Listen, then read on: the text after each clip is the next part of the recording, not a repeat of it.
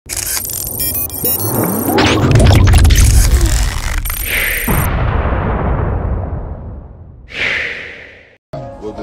Maraji adúpẹ́ ní ọwọ́ Ọlọ́run adẹ̀dúpẹ́ lọ́wọ́ Maraji pé gbogbo nǹkan tá à ń ṣe àwọn náà fún wa support so àwa fẹ́ kẹ́ jẹ́ kí gbogbo ọmọ Yorùbá mọ̀ pé Maraji wà lẹ́yìn wa ká máa lọ níwájú Maraji ń tẹ̀lé wa. ẹ gbọ́ ni o torí pé kí ni àtẹ́lẹwọ́ ẹni kì í tan ni jẹ bẹ́ẹ̀ni àsìkò ti tó ká dìde gbogbo àwọn òrìṣà wa àwọn odò wa àwọn ilẹ̀ wa omi wa àwọn àgbà wa àwọn olúwo wa àwọn apènà wa àwọn ọba wa àti pàápàá jùlọ àwọn bàbá òkú ọ̀run Odùduwà Ọ̀rúnmìlà Ifá Ṣàngó Ọya Ọ̀ṣun gbogbo àwọn òrìṣà ni lápèlé ni ọmọ ìpínlẹ̀ ni adúró ti ọmọ yín Sunday Igboho láti rí pé ìgbésẹ̀ tó ń gbé tí wọ́n ń gbé ìgbésẹ̀ pé kí ni ká má ṣubú ká má parẹ́ ìran wọn ò parẹ́ o àwa ni àkọ́bí Ọlọ́run láàrin náà láyé ẹnìkan táwọn pé Guru Maraji ní pé ìfẹ́ lójú ó ṣe ìfẹ́ lójú tú àṣírí ni gbogbo wa ẹja dúró ẹja dá nǹkan lẹ̀ kí n tá fẹ́ dálẹ̀ ní gbébikíbi tó bá wà ìbàjẹ́ kọ́bọ̀ tọrọ ni kó fi ṣe kíni kó fi ṣe tutù nídìí òrìṣà pé kíni o Maraji tí Maraji wí ní ọjọ́ ìní ọjọ́ kẹrìnlá oṣù karùn-ún ọdún 2021 pé ọmọ wa o ká dúró tì gbogbo òrìṣà ní dúró tì wọ́n sódà bí wọ́n ṣe ń lọ báyìí wọ́n á dúró wọ́n á ṣe tó yẹ ní ṣíṣe sódà kò sí ní kò ní sí wàhálà mọ́ torí àwọn tí ń bẹ wájú gan ó rẹ̀ wọ́n ní agbára àwọn èṣù ti dì wọ́n mú so nísìnyí gbogbo agbọ́dọ̀ dìde ẹ̀yin ọmọ sùkúù ẹ̀yin ọmọ iléèwé àwọn ọmọ kọ́lẹ́jì àwọn yunifásitì gbogbo yín ẹ̀dúró tiwa kẹ́dúró ti ẹ̀yin Sunday Igboho kí gbogbo yín kẹ́dúró lórí òtítọ́ ni ká lè gba Nàìjíríà là kọ́mọ̀dé ní àwọn ògbà well Odùduwà ti dúró nìyẹn torí pé kí ni àbínú àbẹ́ni kankan jà àkànlé wà nílé kébi máa pa wá ká dẹ̀ máa dákẹ́ pé ó dìgbà tá a bá dé ọ̀run ní àrótùwà rárá agbẹ́rò gbàrà wa là lẹ́nu yìí a dẹ̀ ti gbàrà wa là tó pé ní àwọn tó ń dúró àwọn gómìnà wa ẹjọ́ ẹ tọ́jú wọn ibikíbi tẹ bá wà kò ní ìdíkẹ́ sá gbogbo nǹkan lóòrùn ẹ lọ bá wọn ní ẹgbàá àwọn ọmọdé ẹgbàá ilé ẹ fún wọn ní mọ́tò bọ́n ṣe ṣe l'Amẹ́ríkà nu Japan Russia tó ń bá rí olótìtọ́ wọn máa ń dúró tì wọ́n ní ẹ̀rù ò gbọ́dọ̀ báyìí kò sí tó ṣẹlẹ̀ àti gbára wálẹ̀ àti dúró báyìí o Odùduwà ti dé o jẹgbọ́ báyìí ayọ̀ ni ó jẹ o. mo rò wípé gbogbo wa náà láti gbọ́ ohun tí bàbá wa Guru Maraji sọ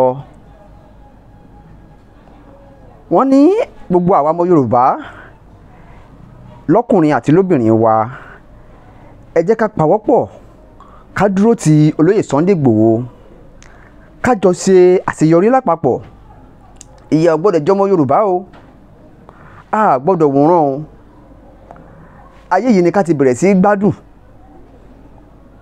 kò ní jẹ́ pé ńgbà tá bá dọ́run tán ẹ jẹ́ á kọ́kọ́ gbádùn láyé ná àbẹ̀wò ni kébi máa pọ̀ ọmọ Yorùbá kíyà máa jẹ wá ká má rí légbé ọ̀pọ̀lọpọ̀ àwọn ọ̀dọ́ wa wọ́n dẹni tí ò níṣẹ́ lọ́wọ́ àwọn ọmọbìnrin wa wọ́n dolóṣó tí ò sì yẹ kó rí bẹ́ẹ̀ bàbá wa Guru Maraji ohun lẹ̀ ń wò yìí làwọn náà sọ̀pọ́tì olóyè Sunday Igboho pẹ̀lú gbogbo ohun tọ́lọ́run fún wọn kí ni wá ní tèmi àti ẹ ta ní ànífẹ́ ànígbà torí pé ajẹ́lẹ́sìn mùsùlùmí àbí ajẹ́lẹ́sìn kìrìsìtẹ́nì lóòótọ́ ọ̀pọ̀lọpọ̀ àwọn ẹlẹ́sìn mùsùlùmí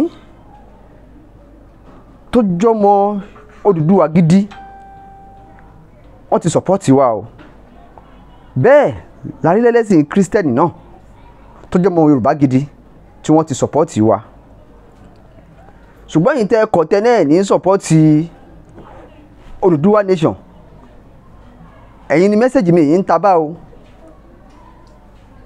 ẹ má sun àsùnpìyè tiwantiwa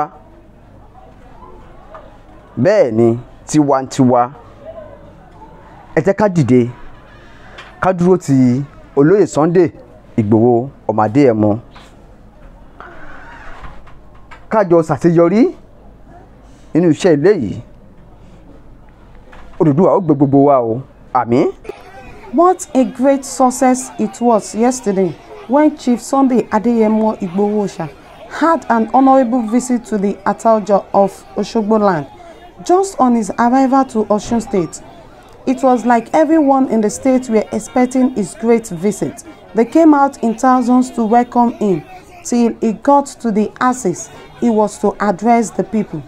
Despite the heavy security laid on ground, the police, armies, DSS, Amotekun operatives and other securities in and all over the place, he was able to deliver his good speech of awareness, sensitizing the people of the need and importance of having Yoruba nation.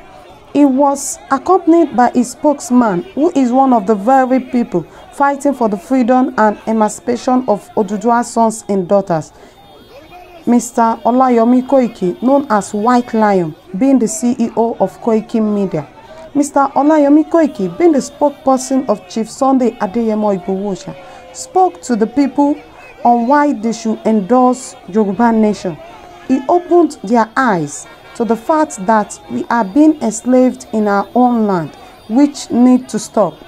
Chief Sunday Adeyemo Igboho complimented the all Southwest governors, mentioning their names one after the other. He implored every true Yoruba nation agitators never to abuse the governors representing the Southwest because they are for us and not against us.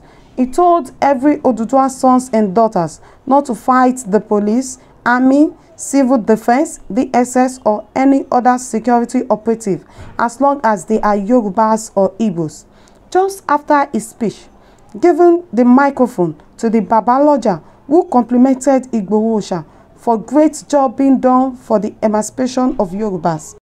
The microphone was also handed over to Iyaloja, who also complimented, prayed and gave advice to all Yorubas to stand and support Chief Adeyemo over his great journey of emancipation he has embarked on. After the Iyaloja speech, the cloud was dark to rain. So many times we think God does not support us, not knowing that He is doing all in our favor. There would have been an attack on the agitators yesterday, if not for the rain that started, which made Chief Sunday Adeyemo Igboho find his way to the Ataoja of Oshogbo, which was his secondary school. Reason for the visitation. Chief Sunday Igboho visited the Ataoja's palace. They talked as father to son. The king made known his mind, giving full support to the agitation of Yoruba nation freedom. Prayers was made by the king over the great journey the freedom activists has embarked on. Just as the agitators were indoor observing the events happening in the palace, unknowingly to them, DSS officer came in searching their vehicles. Information came in that DSS are searching vehicles, which was true. The agitators asked them why they were searching their vehicles. They made response that they were looking for one of the men who was taken and captured by the agitators. A man named Mr. Seun Olayinka was captured by the agitators, who later confessed that he was sent by the federal government to take pictures of the vehicles that converged the agitators, including the vehicle of the great activist, Chief Sunday Adeyemo Igboho Oòṣà. Mr. Seun Olayinka, a resident of Oshogbo, who is a DSS official, as he has been working with the Department of State Service for about 6 years, was cited by the Yoruba Nation intelligence men of a truth. He wasn't beaten or tortured because he is a Yoruba man. He was released immediately just after the interrogation. The information of him being captured got to the DSS office, which made them come searching the vehicles parked in the King Palace. They opened fire in the palace, and which made the agitators react to their gunshots. Some of them are Yorubas, so for this sake, they couldn't lay hands on them. Chief Sunday Igboho pleaded with the agitators not to fight with the DSS operatives, since their men have been released even before they came to the palace. Everyone entered their vehicle and zoomed back to their destinations.